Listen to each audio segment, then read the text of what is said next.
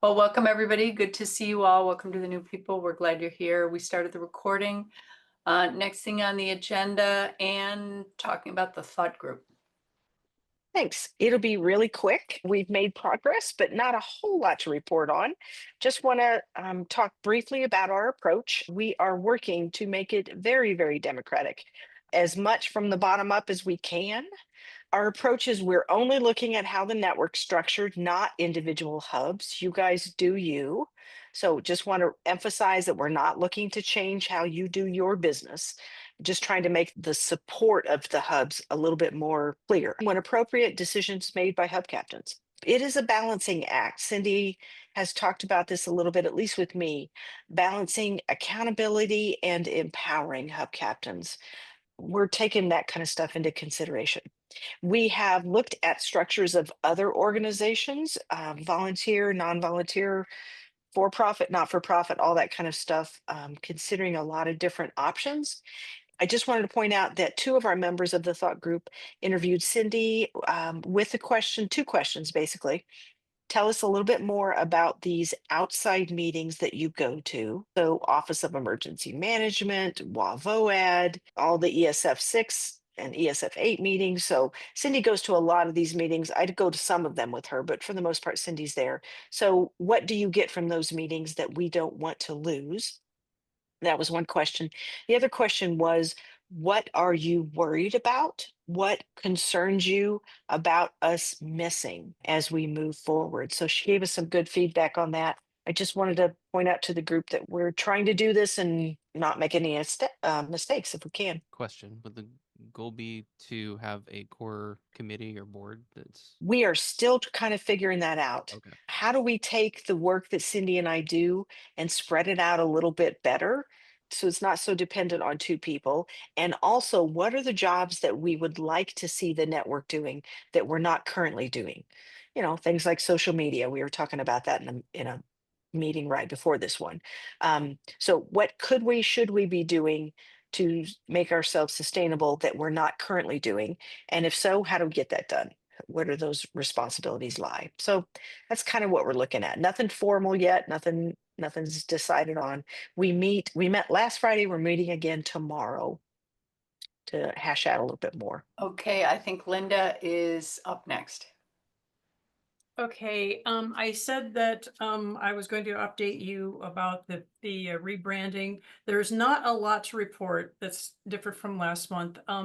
The team at UW has been great. They are so completely committed to our project, and they actually are really into it.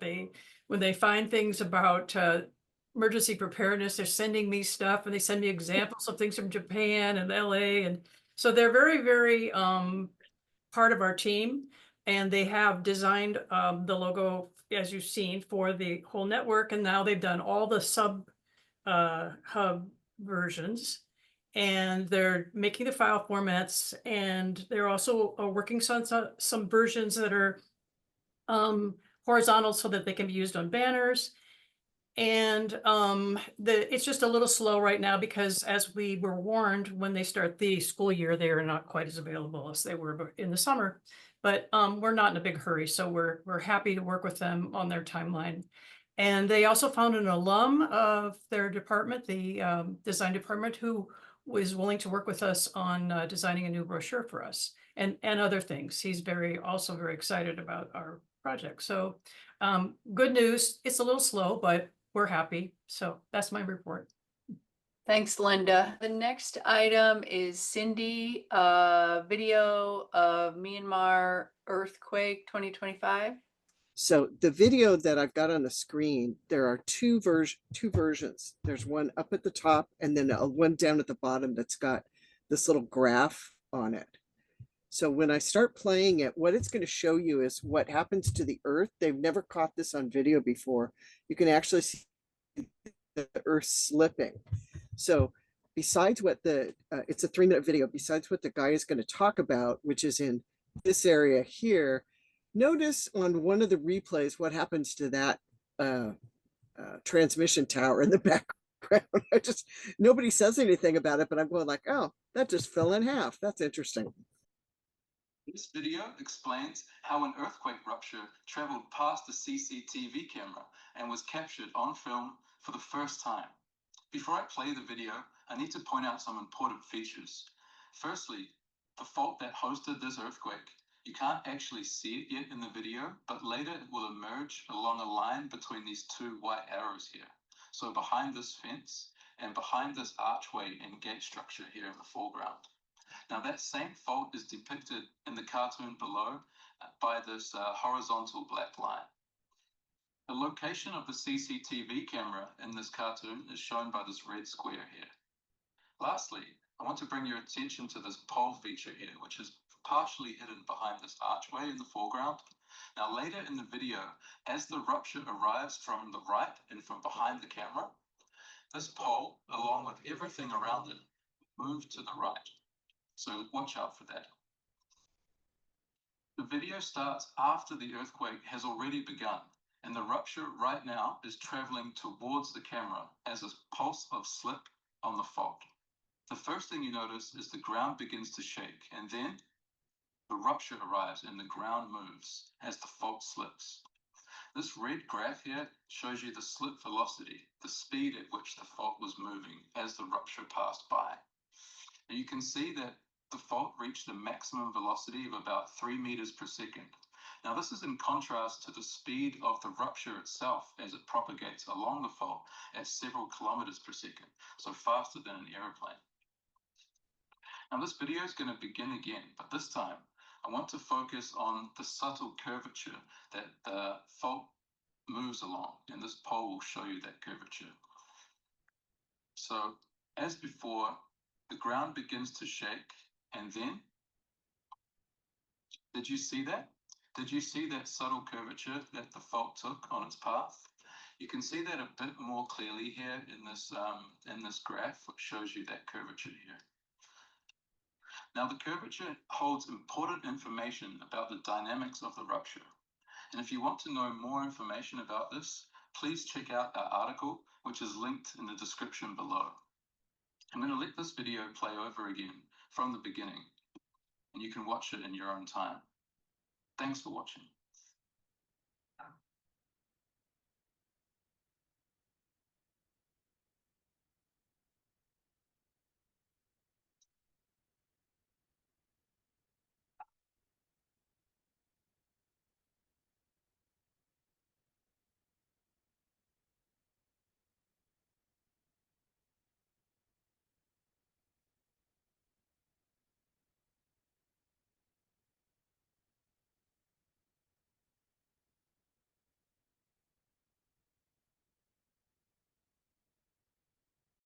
So I don't know about anybody else's internet, but when you've got a good streaming, that's like instantaneous. And it's just, I have never seen the earth move like that. It's pretty scary. So it's in the agenda. You can look at it with without having to go through somebody's third party internet. So that's your science lesson for today. Thank you. That was interesting. Let's see. We will back up to Kurt. Kurt, are you ready to talk with us about reformatted scripts? What we did was, instead of just having a thin strip that had the scenario printed on it, we made these half-page sized cards that had a little thank you on it, and then the scenario. And then on the back side, it had a little advertisement for the hub with simple things you can do to prepare for a disaster. Everybody loved them. There are things you could take home and hang on your refrigerator, and they had the email address for our hub. Honestly, our goal was to provide them with something that they would take home with them that had preparation information on it. Okay. And I think we were very successful. The neighbors who came to the drill thought the cards were cool. The other hubsters thought they were cool. So I highly recommend it. And My thought was, if you're going to hand them a piece of paper, put 4 scenarios on there and number them 1, 2, 3, and 4. So 1 piece of paper, 4 scenarios, and tell them they need to keep coming through the hub to do a scenario each time. And the scenarios would hit the 4 areas of the hub: volunteer coordination, information, resource management, and education. It was a very difficult, it was tough to explain to them what we wanted them to do. It's hard enough to hand them a piece of paper and tell them to read it to the greeter, let alone hand them a piece of paper and say, go to the greeter and read number 1. And then when you're done with that, come back and go to the greeter and read number 2. So Yeah. we didn't have a lot of success. We found that neighbors, if we told them they could do more than one scenario if they wanted, many of them came back and cycled through several times, and that was simpler because each card was focused on a single thing. And whether you have each neighbor do all 4 aspects or whether you have them do all 4 aspects serially, I don't think is very important. I love the idea of having made an effort to exercise all the parts of the hub, but we didn't think of that. Yeah. And Well, we tried and it was hard. I like the idea of explaining when you first get them, explaining to them that one scenario is probably not going to have you hit all 4 areas. So we encourage you to go through it multiple times. Because what I've found, especially in the hubs, the communities that are really chatty and like everybody that shows up knows one another and they've kind of done this before, you know, somebody goes through and does one scenario and then they're off talking and they're swapping recipes and talking about dogs or whatever. And so I feel like I'm always wrangling them to pull them back into the pool so that the volunteers get practice. So that was kind of the idea of, if we made the expectation ahead of time that you would do this 4 times, that maybe we could keep them in play longer. It took a lot more explanation than we had time for, or that I could do. I don't know. We You did could also something have- similar at the Madison Valley event last weekend. We did more of a hub tour format.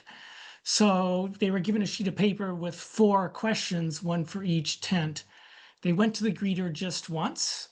The greeter explained their role, then passed them off to the first tent, and they went through each of the 4 tents in succession and asked their question.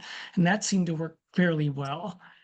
There wasn't the confusion of going back to the greeter. Now, we didn't really drill the greeter. That wasn't really our goal. Our goal was more to create awareness in the community and have them learn how the hub operates. So that worked pretty well.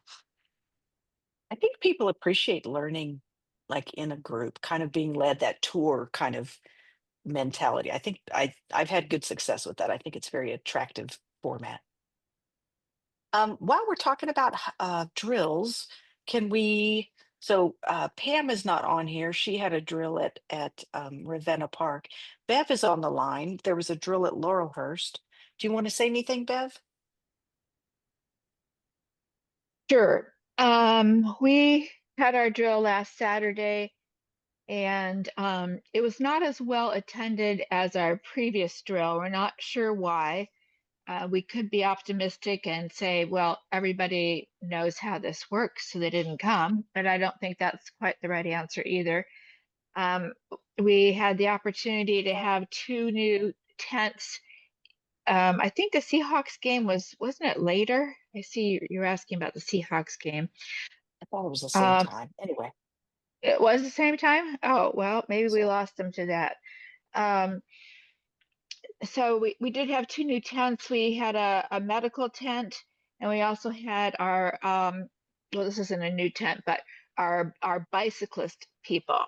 So that was a new thing, and that consisted of having volunteers go to a certain site and then report back. And the person who organized it knew what they were supposed to see wherever it is that they went. And also had them, there were drills taking something from point A to point B, like a brick or something like that. And as far as the medical tent, like I said, we didn't have much business, but we did manage to recruit a few people for our hub. We recruited 2 doctors and 1 nurse, and then I recruited 2 doctors for 2 other hubs that just happened to be visiting. So we may not have had quantity, but I felt like I had some quality interactions. It is disappointing that after all these drills, it still takes us an hour and a half to get our tents and everything up, and then it took us an hour and a half to get everything back down and repacked in the shed. And that's not even during a time when we would be in crisis. So something to think about. Also, another thing we learned about our shed was that, well, I learned when I was in there one evening looking for something that things kind of fell over. And I was thinking, if there was an earthquake, our shed would just be a mess. Everything would have moved around a lot. So to think about our shed and the earthquake is something new for us. That's all. Good thinking. Good thinking. Hey, I do want to highlight the gentleman that Bev and her team pulled together for this bike drill. Really fascinating. Really, he was thinking smart. So there were bricks. That's what they were supposed to take someplace. So he had 3 items there for the bikers. He had bricks. He had rope because they needed to tie the brick onto their bike. And the third thing that he had were sticks, dowel rods, 3/4 inch, 1 inch dowel rods marked with inch levels on them. And so if the biker could get to that scenario, they would take a stick with them. They biked to some body of water, put the stick in the water, recorded the height of the water, and then came back and reported that information. So it was just I thought it was a very creative way to give them really something to do. So very impressed with the bike guy. I thought he really thought this through. The next item we have is a debrief from Jim on the Phinney drill. Yeah, I want to share something. Yeah, we had a drill on Saturday. It was at P&A in the upper parking lot. We went through 80 scenarios, and we had a greeter station, volunteer information, resource, and message taker. And something different we do with message takers, we put them in the resource manager's tent. And they work together. Initially, the message taker is filling out need forms because we have no inventory in our have pockets, basically. This would be at the beginning of an activation. But then as it goes, then they turn into co-resource managers.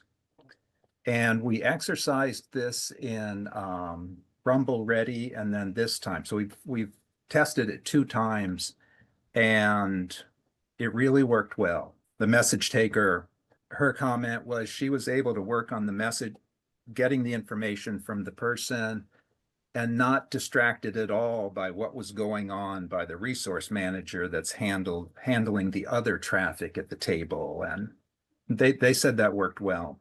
So Phinney has kind of gone really minimalist regarding haves and needs and matching people. I was talking to Anne about it, and she asked me to present this.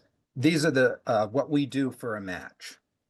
So in this case, somebody needs something like a propane, and they come and they fill out. Somebody needs propane, and in the have pockets, we have a match. And what we do, if the item isn't a multiple, for example, 8 tarps, and it's not a multiple use, for example, come cook your food on the grills we have set up on our block, then we consider it a match. And so I'm sorry, I'm misreading my thing. If it is one of those, the person copies the information and the form goes back into the have pocket because it can be somebody else could benefit. However, otherwise, we give the form to the person and a need form isn't filled out. And for the opposite scenario, somebody has something like a tent, and we look in the need pockets and there's a match, and we'll ask them, can you deliver it? Can you take this to the person that needs it? Or can you just stop by and let them know it's available? Let them know where it's located. And if they say yes, and of course, this is going to depend on the addresses relative to the hub, relative to where the resource is, etc. If they say yes, we treat it as a match and we give them the need form. And we don't fill out a have form. So then let's say it's a tent, then we're done with that tent.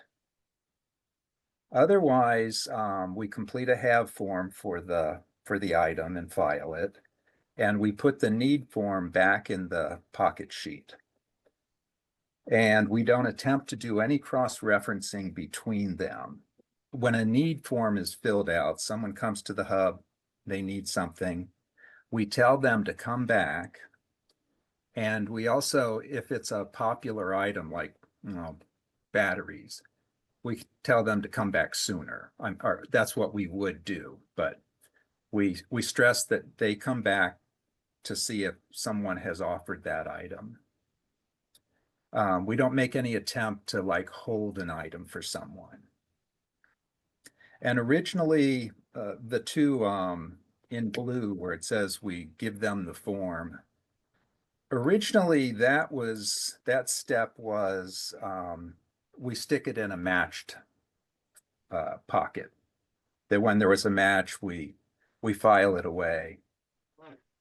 But I was thinking, I'm not really sure when we would go digging into that matched pocket to retrieve anything. And Ann and I were talking about, could you just give the form to them? And in that case, that means they have everything that's been written on the form. And sometimes there's some useful additional information. That's the direction we've gone.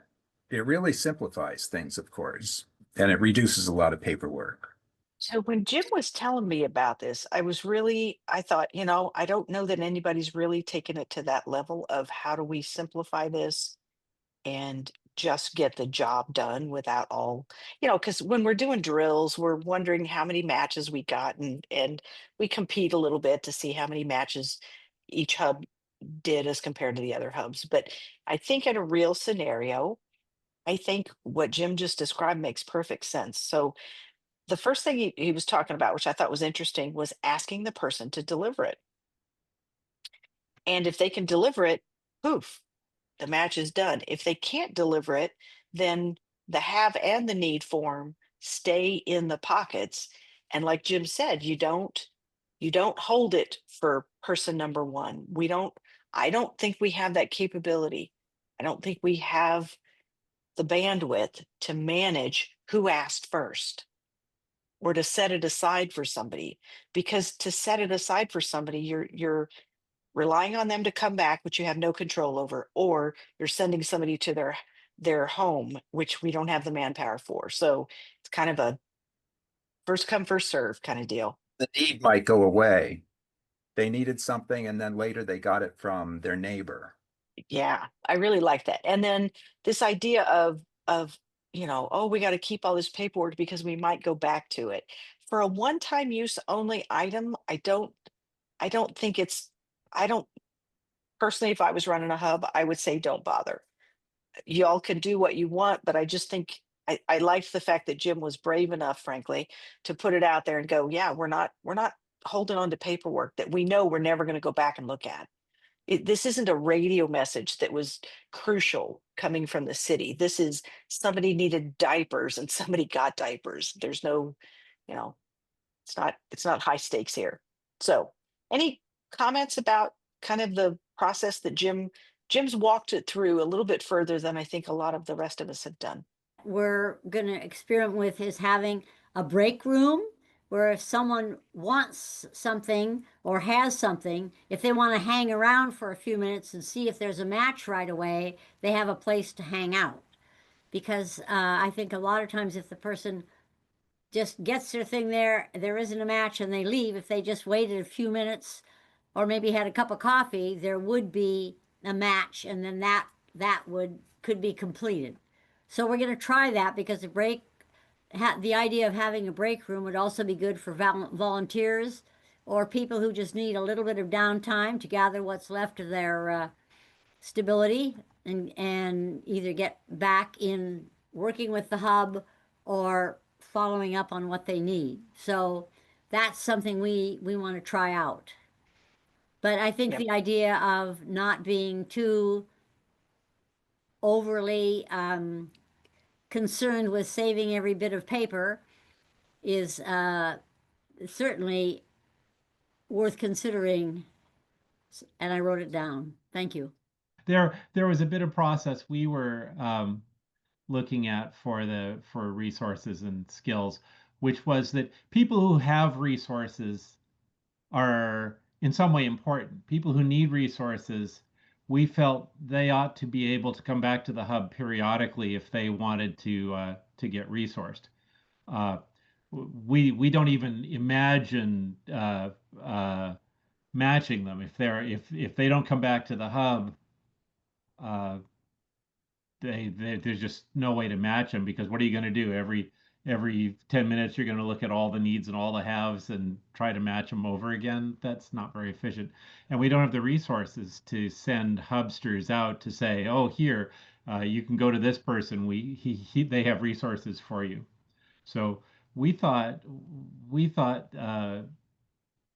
we would just ask the neighbors to come back.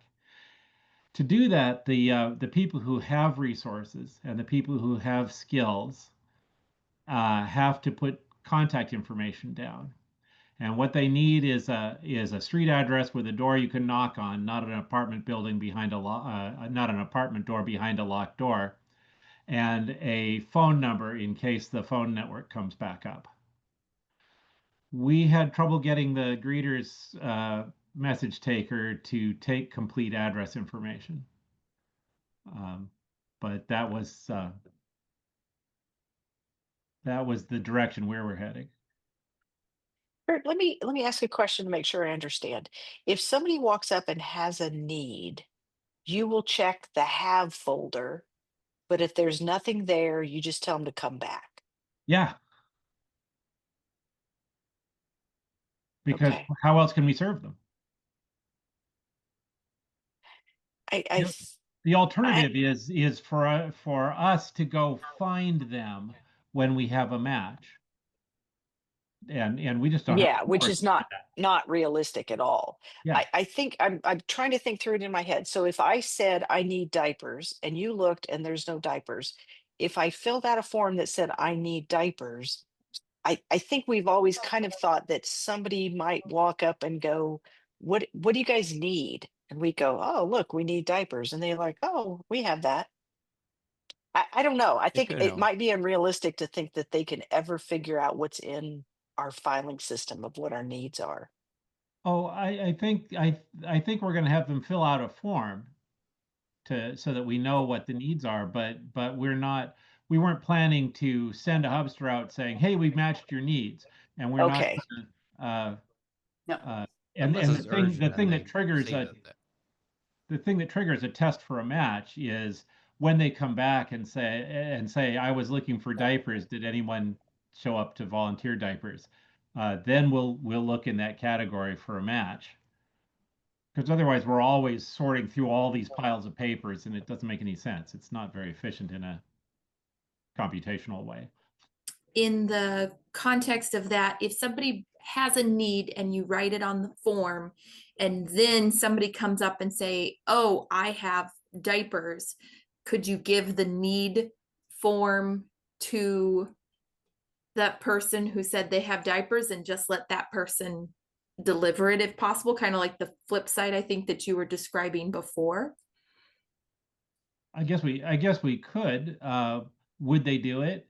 Maybe. Would they Yeah. would they walk away with our need slip and our have slip? Maybe. And that was kind of what Yeah. Jim was talking about, which is asking them, will you deliver? And if so, hand them the form. If they say no, then we just put the paperwork back in our filing system and wait for the person with the need to come back. Yeah, that's exactly. We think the people who have the needs have the motivation to come back and the motivation to go get the item that they need. Whereas the people who have the needs or the people who have the items have already been generous. And Although I think the people that are volunteering things, as Anne keeps mentioning, people want to help out. People want to be helpful. And they don't necessarily know our process. For all they know is you come to the hub to volunteer an item, and they tell you where to take it. But it's going to come down to locations. I left the ladder at my house because I knew I wasn't supposed to bring it. And the person that needs it is here, whatever. But still, I think we will be surprised, the people that gladly go out of their way to help out.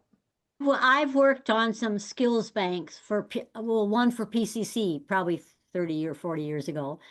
People are much more apt to say what they have they can share than they are to ask for things. It just seems to be the way a lot of us, particularly reticent Scandinavians, I might mention, operate. It's hard for a lot of people to ask for help, but it's easy. And for more people, it's easier to offer help. So we need to take that into account, that the people who want to do something to help could be much more motivated than the people who are trying to figure out how to stiver on without having to ask for help. Let's move on. Water supply forum. Yeah, I just want to tell you what I learned. Oh my gosh, fascinating. So I went down to King County's off Emergency Operations Center, which is in Renton. Really interesting. It's called the Water Supply Forum. So it was, I don't know, 4 to 5 hours. So what I learned, this is a 4-hour class and 2 slides. There is a lot of water in a lot of places, but it's difficult to move water around. And let me tell you what that means. So Seattle, and maybe you know this, and I probably know this or knew it at one point, but this was a really good refresher, and it was very succinct. Seattle has 4 lidded reservoirs, meaning nothing is falling in them from the dirt or whatever. They have been retrofitted and seismic valves are installed, meaning the earth starts shaking, they're probably going to be okay, and the valve that lets water out of that reservoir automatically shuts based on shaking. So nobody has to physically go close a valve or anything. Where they are is Maple Leaf has 1, Beacon Hill has 1, and West Seattle has 2. The water in these reservoirs has been treated. Like, weirdly, I think you can drink it pretty darn easily. And there are in these 4 reservoirs, there are 70 million gallons. So for us, and the equation that this group of people used was not the 1 gallon per person per day, which is what I have always heard and taught. Their calculations were 2 gallons per person per day.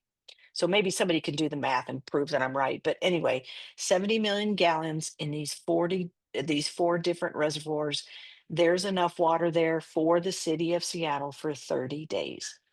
So this is what they're thinking. This is their hope that most households have 2 weeks of drinking water set aside somehow. Either it's bottled water or some kind of crazy filtration system or your hot water tank. Everybody can survive for the first 2 weeks on what they have in their household. And then we pivot to this system. The problem is it's really hard to get the water from the reservoir to the people. Not everybody can walk to a reservoir and fill up a gallon of water. So anyway, water everywhere. It's just getting it to the right places is difficult. We also have groundwater wells. Near the airport, they're not treated. So that's just another resource. And I don't know how much, but a lot. The scenario we played with was if there is an earthquake along the Seattle fault line. So Seattle is really impacted, but the counties above and below us, north and south of Seattle, Pierce and lucky with counties, I don't know, whatever other Snohomish. county that is. Snohomish, yeah. So those two counties were in the room as well. But the scenario we were practicing was the fault line that ripped was Seattle's. So we're really impacted. The other two counties not as much. They talked through, the scenario was talking through how would Pierce and Snohomish County get their surplus water to Seattle. So that's kind of already their thinking that yes, absolutely, we do work together. And yes, Pierce and Snohomish have surplus water, even if their citizens, their neighbors are impacted, they're still going to have sufficient water that they can give some to Seattle. Again, the problem is, how do we get it here? Do we put it in trucks? Do we lay pipe on the ground? We don't know. So not tons of answers, but I was really impressed and relieved that there is water here. It doesn't need to be trucked in from, Utah or something like that. But hard to move it around. The last thing I wanted to say was this was up on the wall in the emergency operations center, and it says, "I know something. Who else needs to know what I know?" Question mark. Have I shared what I know with them? Question mark. So we kind of pushed this idea in our last drill, and I just wanted to show you that this is what the professionals are doing too. Are you sharing? What do you know, and who else needs to know it? This was drinking water. We're just keeping people alive. That, whatever I said, however many gallons, and it lasting 30 days, that was to give people water to drink, not running, we're not running dry cleaners, or I don't even know about hospitals or anything like that. And you mentioned people coming to the reservoir, that not everybody could do that, but would it be possible to extract water from the reservoir? Like, Yes, how does that it's work? not, it takes a special, I want to say device, that's not the right word. Cindy, is it a manifold? Yes. Okay. There's these things called manifolds, and somehow they hook on reservoirs, and that's kind of how it distributes water. Okay. They're not sitting by the reservoirs, which would be smart, but they're always having to move them around because of storage issues. And yeah, it's kind of an imperfect science. So it would be getting the manifold. I want to say it's like a cow udder. Envision that, getting this manifold to the reservoir, having staff there to set it up, man it, keep people safe using it. And there's also the idea that maybe we do need to test it before we just willy-nilly fill up bags with it and give it to people. So it's a lot of steps, which is why that 2 week of good gravy, have enough water to keep yourselves alive, why that's so important, because this system is not going to be up and running in under 2 weeks. We So also have been asking them to help practice with us, and that was supposed to have happened in June. And they keep saying, "Oh no, we're not ready." But they definitely know they have to train their staff. They have to get that stuff out and make sure everything. I imagine the bags are so old they're probably cracking. it's an interesting system. Go ahead, Matt. Yeah, I just wanted to add something related to this. There was a tour that I just missed out on September 18th, where a group was meeting at the Meadowbrook Community Center and took a bus out to tour the Cedar Municipal Watershed. And I wanted to just mention ahead of time now that I was talking to Heather Wyatt there, and she said they were going to do it again in spring. So I think maybe that would be something people could do. And if there's enough interest, we could even ask them about doing like a hubs tour of the watershed to learn more about where our water comes from. It is a genius idea. I've taken that tour. It was multiple years ago. It was pre-COVID. It is Okay. fascinating. It used to be open to the public. It's not anymore for staffing reasons or security reasons. I don't know, but I will absolutely look into a tour of the watershed for the hubs. I think it would be fascinating. Around the room, Gabrielle? Oh, that's fine. Great, thank you. All right, we will go around the room, give everybody a chance. We didn't hear as many dates and meetings and link things as we have in the past. So if anybody's got anything to share, put in the chat and we'll make sure it gets on the meeting notes. So let's start with Northwest. Anybody from the Northwest have anything they want to share or report? Yes, this is Jody. We're going to activate our hub on Sunday. We're going to use a different approach.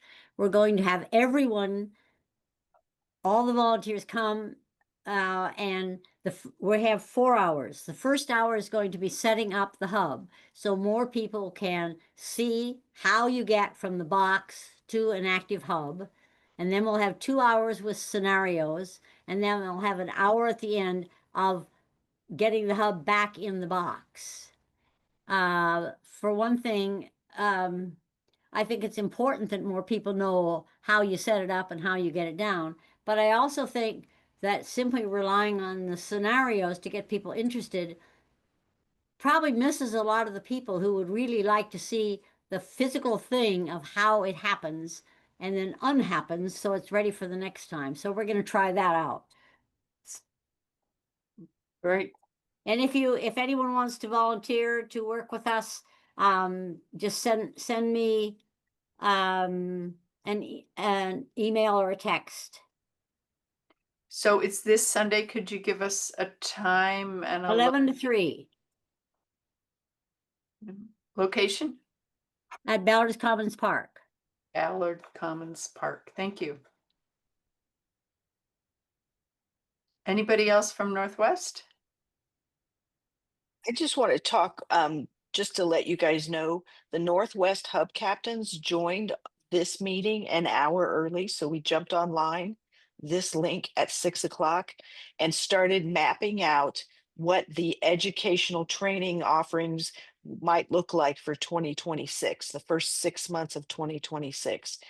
When do we want to do a household prep and intro to hubs session? When do we want to do Hub 101? Where do we sprinkle in radio? And then we kind of ended up with, what about Hub 201s and practicing just a little bit more serious kind of stuff. So just FYI, Northwest Hubs did that today at 6. It would be easy if some of the other sectors wanted to do the same thing. It would be easy to throw folks into a Zoom room. That's not the right word, a breakout room of your own so that you could have that conversation by sector. So anyway, I think it was interesting. Yeah, we're getting there. This is Jared, Maple Leaf Hubs.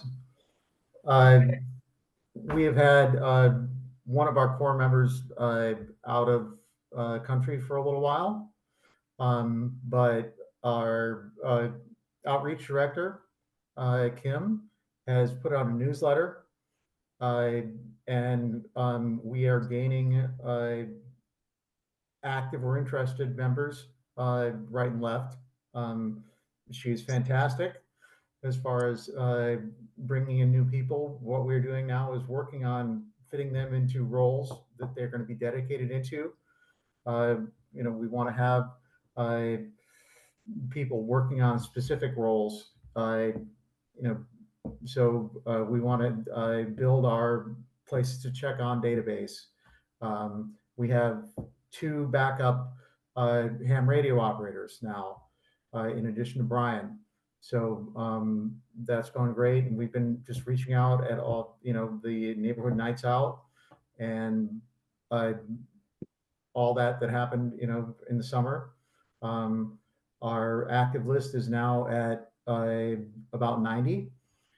And one thing I wanted to mention for everyone on this call is that we don't just, at least a lot of us, we don't just live in our home neighborhood. We work in another neighborhood, perhaps. And so I've reached out to the neighborhood in which I work, which is Beacon Hill, and they are trying to stand up their hub.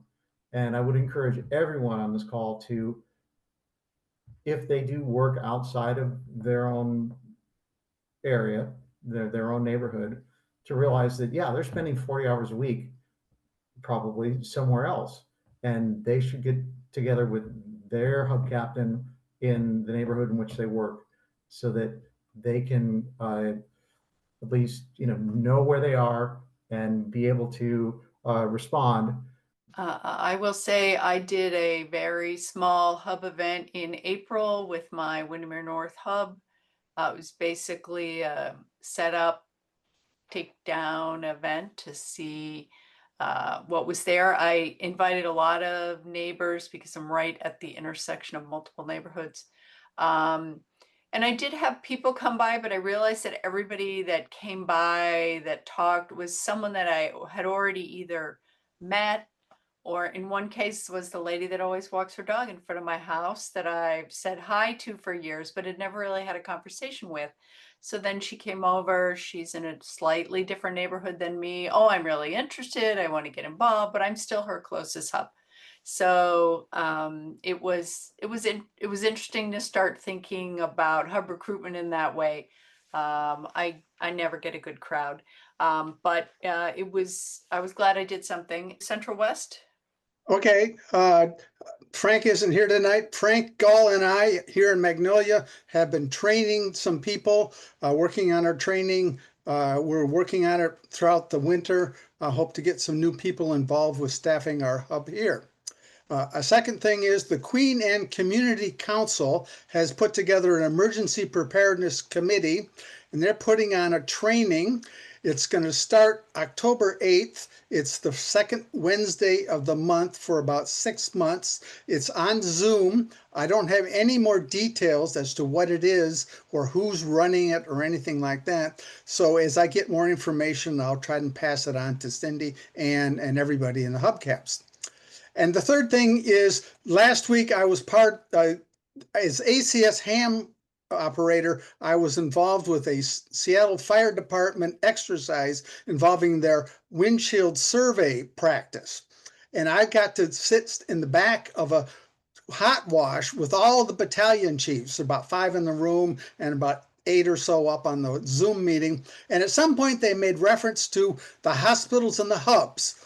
And I will, perked up. And so I didn't interrupt anything, but afterwards I asked somebody, what were you talking about when you say hubs? Because hubs could mean many different things, It could be a bank for that matter. But they said, no, it's the community emergency hubs that they were referring to, that the fire department battalions were incorporating into their survey and everything else. So that was good to hear. And that's all I have to say. Does anybody have the ATAC situational awareness mapping software on their radar? I have it. ATAC Civ. Who is that? Matt blank. Okay. Yeah, I've used ATAC Civ in conjunction with Meshtastic. Yes. Is it useful for hubs? It could be, but it would probably require a lot of training and ramping, and we don't really have the communication backbone to support that. Although we are building it out. I mean, we're working on a mesh backbone across the city. Okay. But it's not too far along. There's a lot of large areas that are dead. I'll try to get with you then. Thank you. Yeah, I would suggest joining the Cascadia Radio or the Puget Mesh Discord. Those are very active and have a lot of information about mesh communications, which is kind of central to the ATAC. Central Core, Central East. Yeah, this is Mark from Madison Valley. We had an event last weekend. We were quite happy with the attendance. Quite a few people came out. We even had a city council member show up. Nice. The things that I think worked for us was we branded it as a community social with a hub tour, and we had food and beverages, and that always attracts people. We did a ton of marketing, including a lot of postering on telephone poles in the neighborhood. And day of, we did some signage. We have signs that are reusable that are kind of like the the political advertising sign with an arrow, and we put them throughout the neighborhood. And it was a nice day, and people were out for walks, and they saw them, and they kind of funneled in and dropped by. So that worked really well for us. I mentioned before we did the tour format. We kind of gave people stickers as they went through the individual tents. Kids loved that, and we had the prize wheel at the end. And then the other thing that worked really well for us is in advance, we searched the FCC database to find all the amateur radio licenses in the area. And we sent them an individual letter and invited them. And we actually had 4 ham operators show up and express interest. So that's been a weak point for us. So we have maybe the beginnings of some radio support coming out of this. Go to Southwest. I'm thinking I'm the only one on, and I think there's been nothing going on. Everybody got through the June drill, and then a lot of life interventions happened. So we'll probably have to reconvene and start up. And I'll talk to Anne about what her training cycle is, because that sounds like a really good reproduce it in the whole for the whole of the Southwest sector to get people back up on speed again. Last Southeast. This was Lakewood Sewer Park's summer of outreach, and we did 10 events. We had 9 to reach out to people to try to get volunteers for our club, but we also did one for Hillman City to try to help resurrect that hub. The ones that we did 3 at the farmers market in Columbia City. We had some different materials each time. And we also did 6 at a location that we have. It's like a 5-way stop in our neighborhood, which has now become kind of the emergency preparedness corner, where we've got a guy who sets up, he's a former Hub member who sets up alongside us, and we do it together. And the first event of the summer, we gave away free plant vegetable starts. That was our best, we attracted the most people that way. And then we also gave away free books several times in the summer to attract the audience. The event in Hillman was after some really long time that we've been concerned that there's not enough hubs between us and Rainier Beach. And Hillman has been dormant for a very long time. And so after I gave a talk at the Hillman City Neighborhood Association last year, gave me the idea that we could kind of have an entree there now. And so when they did a big festival this summer, we got 3 people from Hillman and 2 from Lakewood, and we had a booth there. And we now have 40 people on the interest list, and we're going to have a reorganization meeting for them in the October 27th. And so we hope that we're willing to do whatever we can to help foster their relaunch. So that's very exciting, and we're all really happy about that. On the hub calendar is the last session of Ham Connect is coming up. So those of you who have new ham radio people interested, if they're also asking what else can they do, like they want to find out what ACS is, there's like little 10 and 15 minute pitches by each of the representatives of the different ham radio groups. So if you've got a ham who's getting back into it and just wants to find a place where he can talk to like-minded people, that's a way to get them pulled back into that community and give them the technical support that most of us can't offer. And that's all. That's all I have. Great, thank you. I would encourage folks to check out the hub calendar. There's been quite a few things that put on there that I can't recite off the top of my head. One of them is online ham radio classes for both your beginning license, which is your technician, and your intermediate license, which is your general.